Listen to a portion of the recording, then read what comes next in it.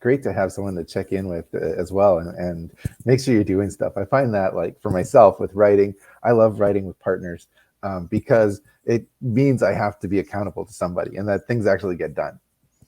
Yeah, it does help. It's always fun to have people motivating you or threatening you, or those kinds of things. It's really great.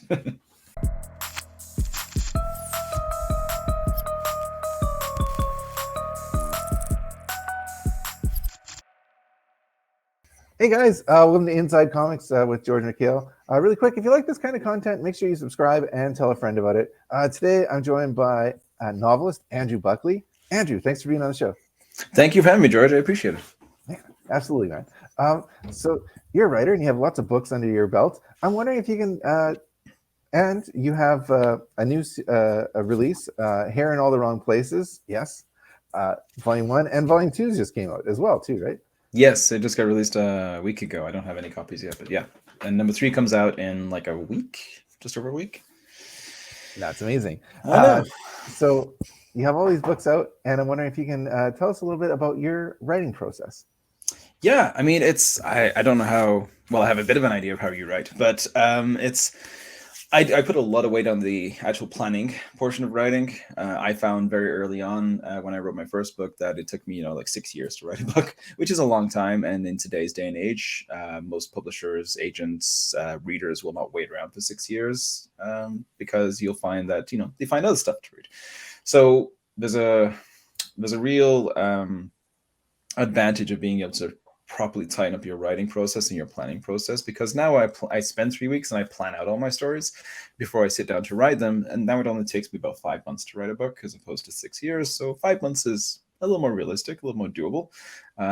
Agents and publishers really like that a lot better, but I put a strong emphasis on that 3 weeks. Every novel writing class I teach, every time I speak to students in schools, I always talk about story planning, because if you can properly plan out a story rather than trying to write everything by the seat of your pants, it gives you a wonderful blueprint to be able to actually sit down and write. You don't have to worry about you have to worry about the minutiae, but you don't have to worry about the actual overall, character arcs, the overall story. You know where it starts, you know what happens in the middle, you know how it ends, and you can build out all those plot points within that nice little 3-week period. And then at 3 weeks is my deadline to stop, because story planning can turn into procrastination really, really quickly. So what are you doing specifically in those 3 weeks? Like, what does your planning look like? Do you have like a map with like strings, like a mad scientist, or how does that work for you? Yeah, post-it notes everywhere, just connected by little bits of string and stuff.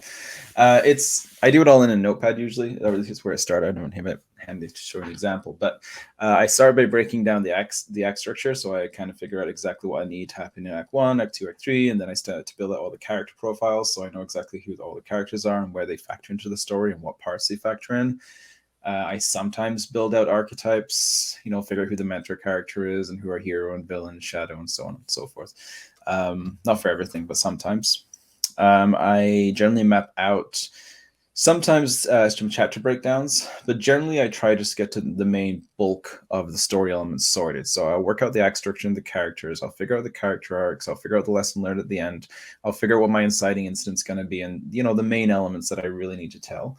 And then when I start writing, it makes it easier, because then when I'm actually on deadline and I decide I'm going to write a book in 5 months, during the day when I'm doing all the boring crap, showering, driving, I'm methodically trying to think of what I'm going to write that day. And based on the plan that I've already created, like how do I get that character from here to here? And I just simply plan it out chapter by chapter that way. And then at night generally is when I do most of my writing, and then I'll start writing out the pages and go from there. And I find that methodology has worked really good over the last 10 years that I've been doing this. Do you know of any like courses or ways that people could improve their writing? Yes, I do. What a great segue, George. Very subtle.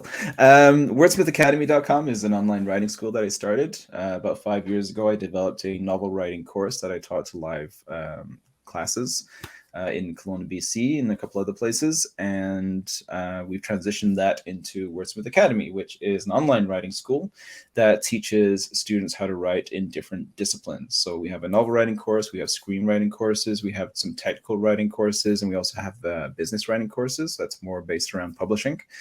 and working with an agent, for example, to get your novel turned into a movie or a movie script. So we have all those kind of different elements that you can take at the school. It's all self-paced, it's all online, and our novel writing course, which is our flagship course, which is the one I wrote, takes you literally from your concept to your planning to actually getting you writing and on your way to hopefully, one day being published. That's amazing. So if someone wants to take the writing course, there's a link in the description of this video. Go click it and check it out. How long is the course? How much does it cost? These sorts of things.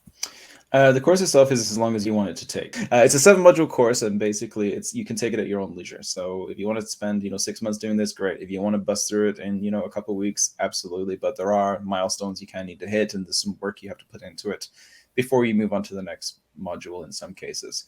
The cost currently, it is $99 currently, but the price will be going up in the new year as we change our pricing structure. So at the moment, it's a wicked deal. So if you do want to snag that course, I do recommend you do so quickly. But yeah, it's designed to kind of work around your schedule as much as humanly possible, but still also keep you accountable. And we also have a hybrid option. So if you are somebody who likes the idea of self-paced, but is worried about keeping yourself motivated and hitting those milestones, you can do a hybrid version, which costs a little bit more, but it means I will check in with you on a regular basis and we'll work through a few modules together so that we can keep you on track and keep you progressing in your writing journey. That's amazing. That sounds like very reasonable. And it'd be great to have someone to check in with as well and make sure you're doing stuff. I find that, like, for myself with writing, I love writing with partners because it means I have to be accountable to somebody and that things actually get done. Yeah, it does help. It's always fun to have people motivating you or threatening you or, those kinds of things. It's really great. So your series, Hair in All the Wrong Places, is being released back into bookstores. I'm wondering if you can tell us, what is this series about? Hair in All the Wrong Places is a paranormal fantasy adventure that's aimed for ages 11 plus. It was originally intended as a standalone adult horror book, and when I started writing it, I found that apparently I can't write serious horror. I can only write funny stuff. So it became a middle grade paranormal fantasy adventure that follows the adventure of Colin Strauss, who is a 13-year-old boy who is going through puberty, as you do, and he also gets bitten by this old werewolf in the process. And he's been living in this town for about a year with his grandmother, who doesn't really like him very much, and he doesn't feel like he fits in. And as soon as he gets bitten by this werewolf, he starts to see the town to be something else entirely. It ends up being, not to throw any spoilers in there, but a bit of a strange mystical place where a lot of the myths and legends that we've kind of come to expect are a little bit different, but they still all kind of live under this one government-sanctioned town to keep them safe. And, he's come to terms with the fact that he does turn into this massive, powerful, drooling, hairy creature of the night. And he might have eaten one of his classmates, or maybe there's something bigger and more sinister afoot. And that's kind of where our story begins with Colin. That sounds awesome. It sounds like a lot of fun. And there's like 3 books. And then I know you have like a final chapter coming out next year as well. Yeah, so books 1 and 2 are already out. Book 3 will be out before Christmas, and book 4 is scheduled for release Halloween 2023, and that will finish off the quadrilogy of that story. Very cool. So if you want to pick up Hair in All the Wrong Places, go to your local bookstore, ask them to bring it in. They might be there already, or there's a link in the description of this video. And also check out WordSmith Academy, also in the description of this video. Andrew Buckley, I want to thank you for being on Inside Comics. Thank you for having me, George. I always really appreciate you having me on the show. Awesome. Until next time, peace.